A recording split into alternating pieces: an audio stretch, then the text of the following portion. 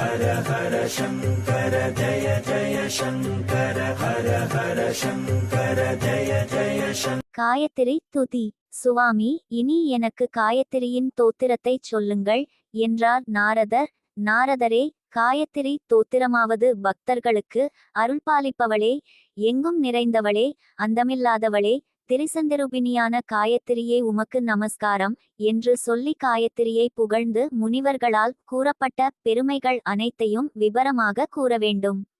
சப்த ரிஷிகளுக்கும் பிரியத்தை விளைவிக்கிறாய், மாயா சொரூபிணியாக விளங்குகிறாய், வரங்கள் பலவற்றை தருகிறாய், எல்லோருக்குமே இன்பத்தை வழங்குபவளாக இருக்கின்றாய். பார்வதி பரமேஸ்வரர்களின் கரங்களில் இருந்தூரிய வியர்வையில் இருந்தும் கண்களின் நீரிலிருந்தும் தோன்றியவள் நீ. அனைவருக்கும் ஆனந்த ரூபிணி நீயே.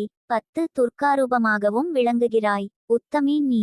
குருத்துவமுடையவளாகவும் வராக சொரூபிணியாகவும் சப்த வராகியாகவும் நீலகங்கையாகவும் சக்தியாகவும் சர்வபோக மோட்சங்களை தந்தருள்பவளாகவும் மத்திய லோகத்தில் பாகீரதியாகவும் பாதாள லோகத்தில் போகவதியாகவும் திரிலோக வாகினியாகவும் தேவி ஸ்தானத்திரைய நிவாசினியாகவும் விளங்குகிறாய்.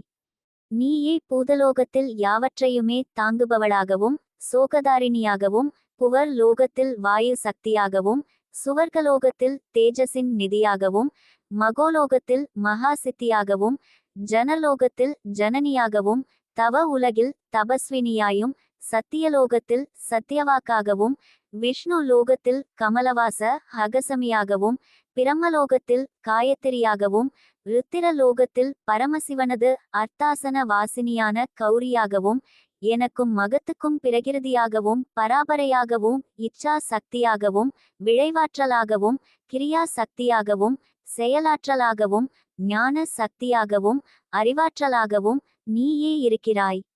இருதய தாமரையில் பிராண சக்தியாகவும் கண்டத்தில் ஸ்வப்னநாயகியாகவும் நாக்கில் சதாதாரையாகவும் பிந்து ஸ்தானத்தில் பிந்து மாலினியாகவும் மூலத்தில் குண்டலினி சக்தியாகவும் ரோம மூலத்தில் வியாபினியாகவும் சிகை நடுவே மனோன்மணியாகவும் விளங்குகிறாய். இவ்வாறெல்லாம் கூறப்பட்டுள்ளது. இன்னும் இதனை விரிவாக கூறுவதால் யாது பயன்? 3 உலகிலும் உள்ளவை யாவுமே நீயேதான்.